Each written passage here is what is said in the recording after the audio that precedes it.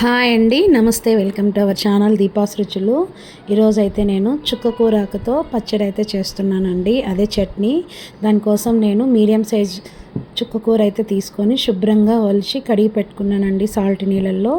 తర్వాత ఒక కడాయి పెట్టుకొని కొద్దిగా ఆయిల్ వేసుకొని అందులో పోపు దినుసులు అయితే వేసుకోవాలండి.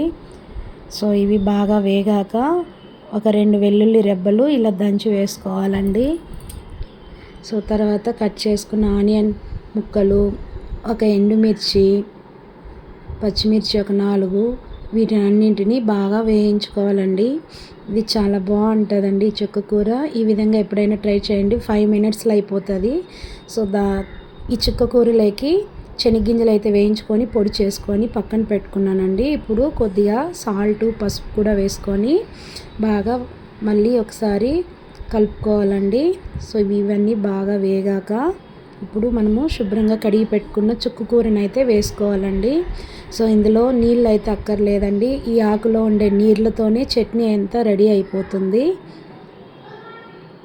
సో ఈ ఆకు ఈ విధంగా ఒక 2 నిమిషాల తర్వాత ఈ విధంగా మగ్గిపోతుందండి. చూసారా ఎంత వాటర్ అయితే వచ్చిందో ఆకులో నుంచి. సో వీటిని ఒక 3 నిమిషాలు బాగా వేయించుకోవాలండి, నీళ్ళు ఇమిరిపోయేంత వరకు గరిటతో బాగా మెదుపుకోవాలి ఆకుని.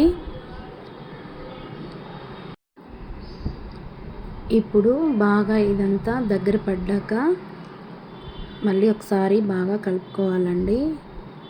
సో ఎప్పుడైనా జలుబు చేసిన తర్వాత నోటికి రుచిగా లేనప్పుడు ఈ విధంగా ఈ చట్నీని ట్రై చేయండి, చాలా బాగుంటుంది.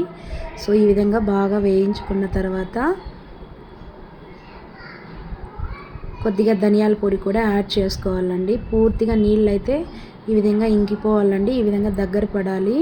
సో ఇప్పుడు ధనియాల పొడిని కూడా కొద్దిగా, కారం తక్కువైతే కొద్దిగా కారపొడి కూడా వేసుకొని వీటిని మళ్ళీ ఒక 2 నిమిషాలు పచ్చివాసన పోయేంత వరకు బాగా వేయించుకోవాలండి.